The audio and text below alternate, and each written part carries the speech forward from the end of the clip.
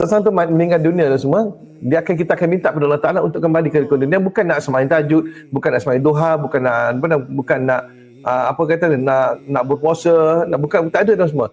Yang kita minta kepada Allah Ta'ala nak kembali ke dunia adalah untuk apa? Untuk bersedekah. Bab sedekah ni bukan sebab kita ada duit kita nak sedekah ni. Kita sedekah ni bukan sebab kita ada duit, sebab kita kaya dan sebab kita sedekah ni kan sebab kita nak bagi. Timbul isu ada duit atau tak ada duit.